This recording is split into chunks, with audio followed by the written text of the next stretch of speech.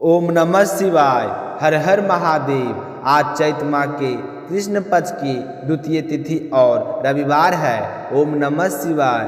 हर हर महादेव। सूरज रोटे का व्रत और उदापन करने वाली सभी बहनों को सूर्य रोटे की हार्दिक शुभकामनाएं।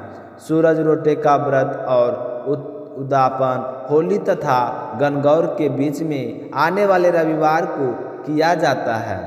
सूरज रोटे का व्रत में सूरज भगवान की पूजा की जाती है। जो भी कन्याएं या महिलाएं सूरज रोटा का व्रत रखती है वह अपने जीवन में सभी सुखों को प्राप्त करती है। आज चौथ का व्रत रखने वाली सभी बहनों के लिए एक जरूरी जानकारी कि अब की बार साल 2025 में आज चौथ का व्रत 17 मार्च सोमवार को रखा जाएगा।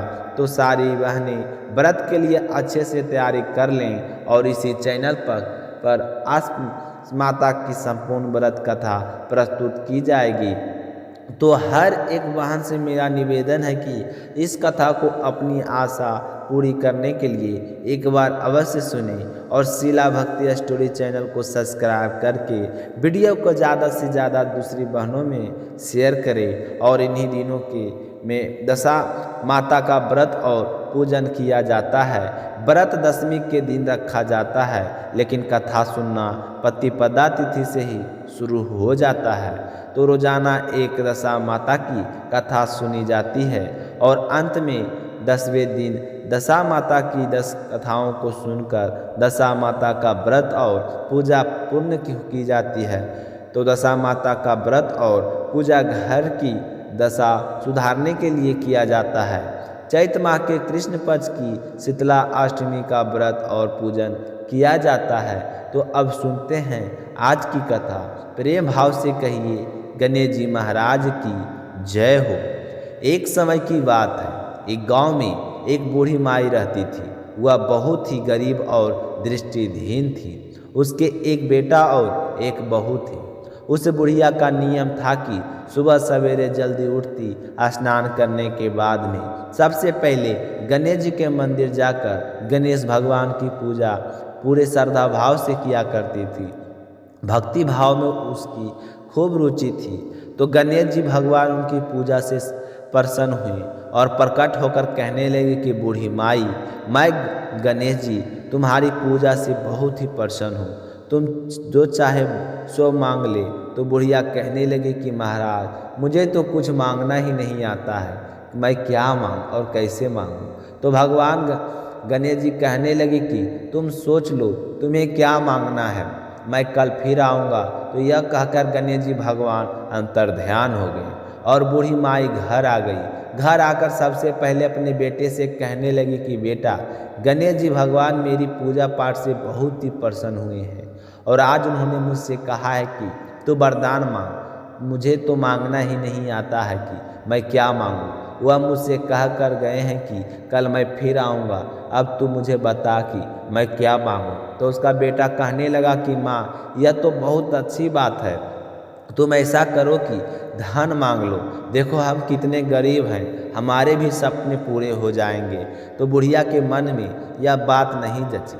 वह फिर अपनी बहू के पास गई और जाकर कहने लगी कि बहू, आज मुझे गणेश जी भगवान ने वरदान मांगने के लिए कहा है, तो मुझे बताओ कि मैं क्या मांगूं। तो वह कहने लगी कि माँ जी, आप पोते पोती मांग लो। देखो हमारा आंगन सूना है, हमारे घर में किलकारियाँ गूंजेगी और आपका दिल भी बहला रहेगा। तो बहू के कहने पर बूढ़ी माई सोचने लगी कि बच्चों की किलकारियाँ तो अच्छी बात है, पर इसमें हम सब के कुछ तो नहीं मिल जाएगा। बेटे की बात भी सही है, हम गरीब भी तो हैं। तो वह सोचने लगे कि यह तो अपने मतलब की बात बोल रहे हैं। मैं अपनी पड़ोसन बहन के पास जाती हूँ, उससे पूछती हूँ कि वह क्या कहती है। तो उसके पास जाकर कहने लगी कि बहन, आज मुझे गणेश जी ने दर्शन दिए हैं और कह रहे थे कि तुझे कुछ मांगना है वह मांग ले। तो तू मुझे बता कि मैं क्या मांगूं। बेटा तो कहता है कि धन मांग ले, बहू तो कहती है कि पोते पोती मांग ले। तो यह सुनकर उसकी पड़ोसन बोली कि क्यों तू धन मांगे और क्यों ही तू पोते पोती मांगे, तू तो थोड़े ही दिन जिएगी। ऐसा कर कि अपने लिए रोशनी मांग ले, जो कम से कम संसार को तो देखेगी, तेरी जिंदगी आराम से कट जाएगी। तो पड़ोसन की बात सुनकर बुढ़िया सोचने लगी कि रोशनी तो मैं मांग लूँगी, पर संसार का क्या देखूँगी। बेटा और बहू दो हैं, भरा पूरा परिवार हो तो आंखें से देख तो अच्छा लगता है। यह सोचते बूढ़ी माई सो गई। उसके कुछ समय में नहीं आया। सुबह जल्दी उठी, स्नान करके जल्दी जल्दी मंदिर गई तो गणेश जी भगवान फिर प्रकट हुए और कहने लगे कि बूढ़ी माई कुछ तो सोचा, क्या आज मैं फिर आया हूँ। यह सुनकर बुढ़िया कहने लगी कि हे गणेश जी महाराज, आपको बारंबार प्रणाम है। अगर आप मुझ पर इतने ही प्रसन्न हैं तो मुझे 9 करोड़ की माया दे, निरोगी काया दे, अमर सुहाग दे, आंखें की रोशनी दे, नाती दे, पोता दे और सब परिवार को सुख दे, अंत में मोक्ष मिले, ऐसा वरदान दे। तो यह सुनते ही गणेश जी कहने लगे कि बुढ़िया माई, तुमने तो हमें ठग लिया है। तुम तो कह रही थी कि मुझे मांगना ही नहीं आता है और आज सब कुछ मांग लिया है। पर जैसे तुमने मांगा है वह सब कुछ तुम्हें मिल जाएगा, क्योंकि मैं तुम्हारी श्रद्धा भक्ति से बहुत ही प्रसन्न हूँ। तो इस तरह आशीर्वाद देते ही बुढ़िया को आँखों से विदाई दिखाई देने लगा और गणेश जी भगवान के दर्शन पाकर वह बहुत ही खुश हुई। गणेश जी भगवान अंतर ध्यान हो गए और फिर जैसा बुढ़िया ने मांगा था उसे वैसा सब कुछ मिल गया। हे गणेश जी महाराज, जैसे आपने उस बूढ़ी माँ को सब कुछ दिया है वैसे ही सबको देना, जो श्रद्धा भाव से आपकी पूजा पाठ करके इस कथा को सुने उसकी सारी मनोकामनाएं पूर्ण करना। बोलिए गणेश जी महाराज की जय हो। अब सुनते हैं दूसरी कहानी, ग्रहों के राजा हमारे प्रत्यक्ष देवता सूर्य देव की कहानी। बोलिए सूर्य नारायण की जय हो। पुराने समय की बात है, एक बुढ़िया रहती थी। वह नियमित रूप से रविवार का व्रत किया करती थी। रविवार के दिन सूर्योदय से पहले उठती, स्नान आदि से निवृत्त होकर अपने घर के आंगन को गाय के गोबर से लीपकर स्वच्छ किया करती थी। उसके बाद सूर्य भगवान की पूजा करते हुए रविवार का व्रत रखती। व्रत कथा सुनकर सूर्य भगवान को अर्घ देती, फिर पूरा दिन सूर्य देवता का स्मरण करते हुए दिन व्यतीत करती और शाम को एक ही समय भोजन करती थी। भोजन में वह कभी नमक नहीं खाती थी। इस तरह पूरे श्रद्धा भाव से सूर्य देवता की पूजा और व्रत किया करती थी। भगवान सूर्य देव भी उसके भक्ति भाव से बहुत ही प्रसन्न थे। बुढ़िया को किसी भी तरह की कोई कमी चिंता नहीं थी। उसके घर में धन धान सब कुछ तो था, तो उस बुढ़िया को सुखी देखकर उसके पड़ोसन उससे बहुत ही जलती थी।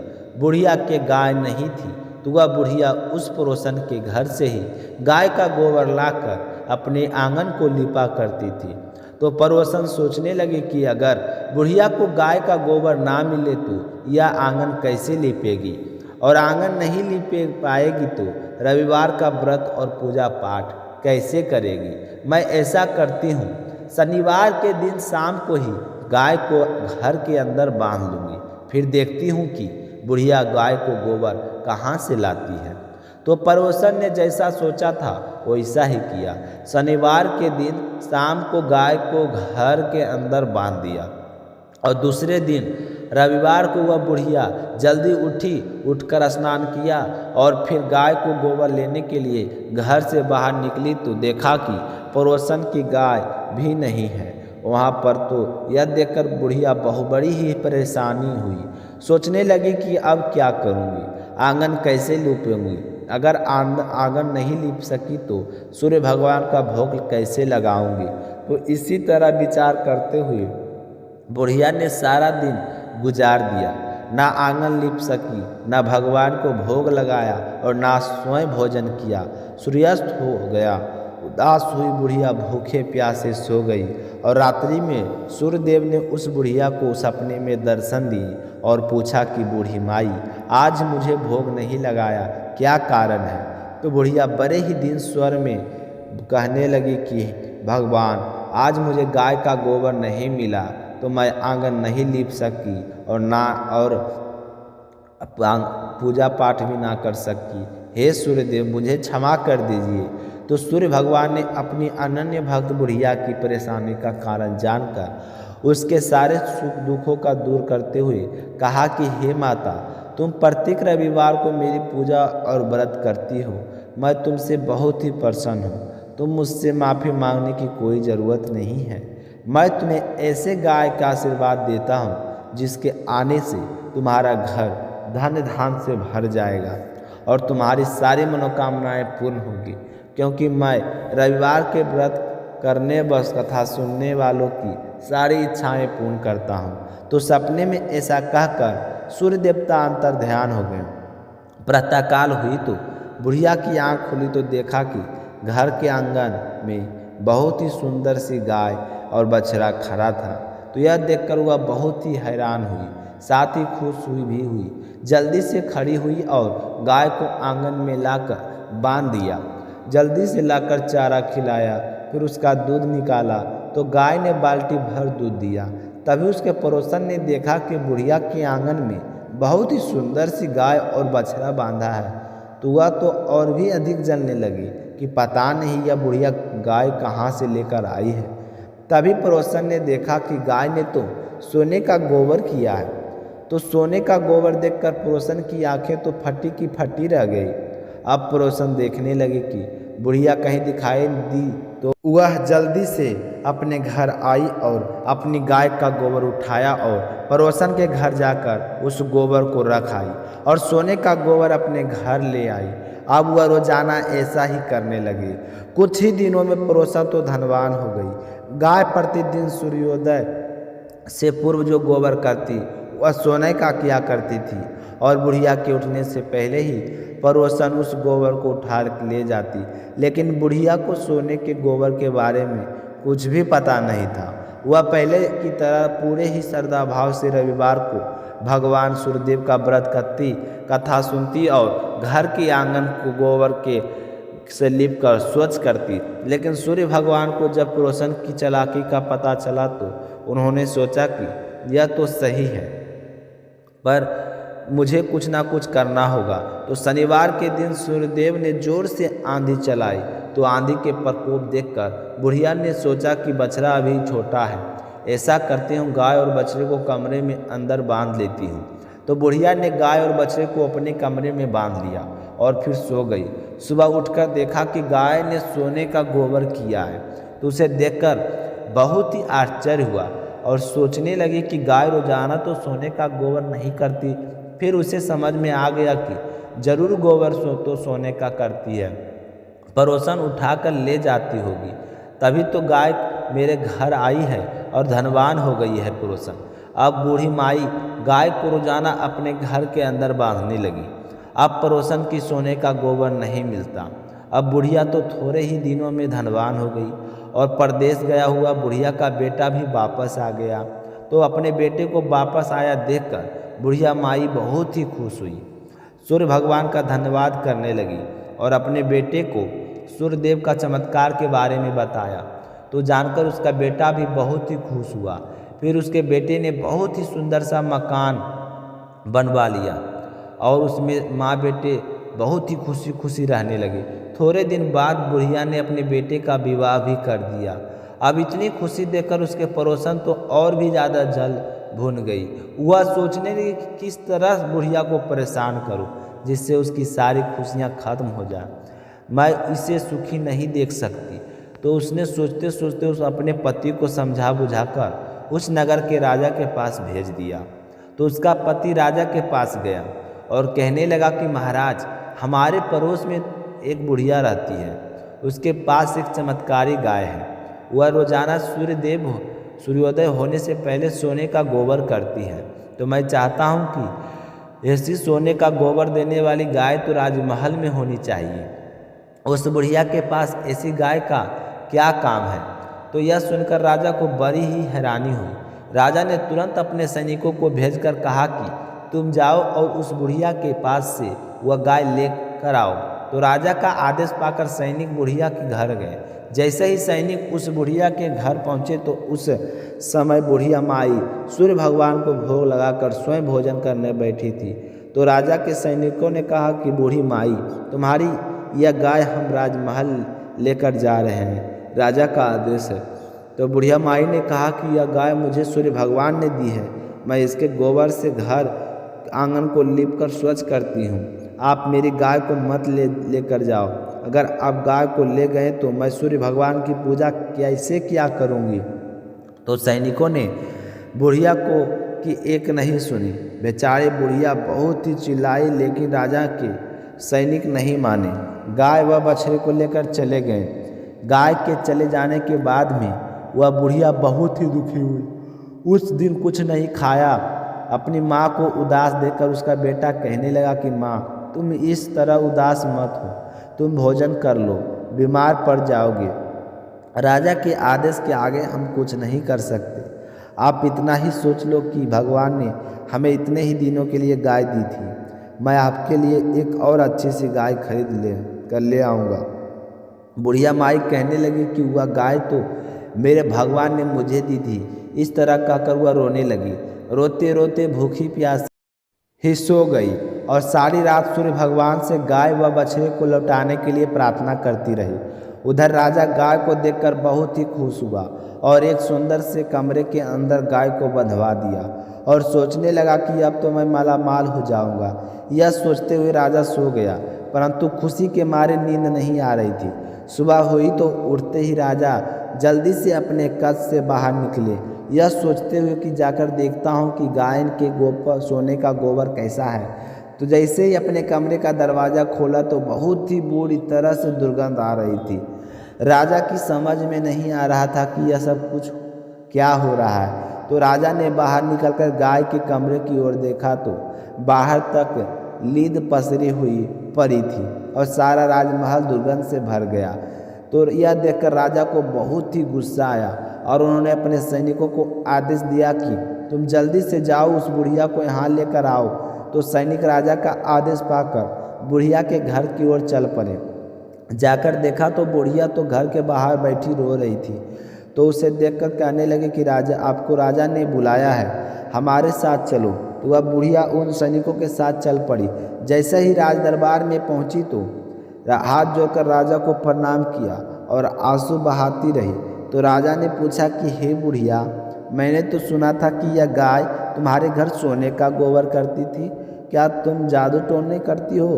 तो वह बुढ़िया कहने लगी कि नहीं महाराज, मैं ऐसा कुछ नहीं करती हूँ। मैं तो सूर्य देव का व्रत रखती हूँ और उन्हीं की पूजा पाठ करती हूँ। मेरे पास गाय नहीं थी तो मैं पड़ोसन की गाय का गोबर ले जाकर अपने घर का आंगन लिपती थी और फिर सूर्य देव की पूजा करती थी। लेकिन पड़ोसन ने अपनी गाय का गोबर मुझे नहीं ले जाने दिया, तो मैं एक रविवार के दिन सूर्य भगवान की पूजा नहीं कर सकी। तो भगवान सूर्य भगवान प्रसन्न होकर यह गाय मुझे उपहार में दी थी। हाँ महाराज, मेरे यहाँ यह सूर्योदय होने से पहले का सोने का गोबर करती है। तो राजा कहने लगे कि मेरा तो सारा राजमहल लीद से भरा पड़ा है और बुरी तरह से दुर्गंध आ रही है। तो बुढ़िया ने कहा कि महाराज, इस विषय में मुझे कुछ नहीं पता, मैंने आपसे जो कुछ कहा है वह सब कुछ सच है। तो राजा को समझ में आ गया कि यह सब सूर्यदेव का प्रकोप है। फिर राजा ने सैनिक को भेजकर बुढ़िया के पड़ोसन और उसके पति को बुलाया। उन दोनों को उनकी दृष्टा के लिए दंड दिया और बुढ़िया माई से अपनी गलती के लिए क्षमा मांगी। फिर गाय और बछड़े के साथ बूढ़ी माई को खूब सारा धन देकर विदा किया। फिर राजा ने पूरे राज्य में घोषणा करवाई कि सारे स्त्री पुरुष रविवार का व्रत किया करें। रविवार का व्रत करने से सभी लोगों के घर धन धान से भर गए, चारों ओर खुशहाली छा गई, सभी लोगों के शरीर कष्ट दूर हो गए। राज्य में सारे स्त्री पुरुष सुखपूर्वक जीवन यापन करने लगे। बोलिए सूर्य भगवान की जय हो।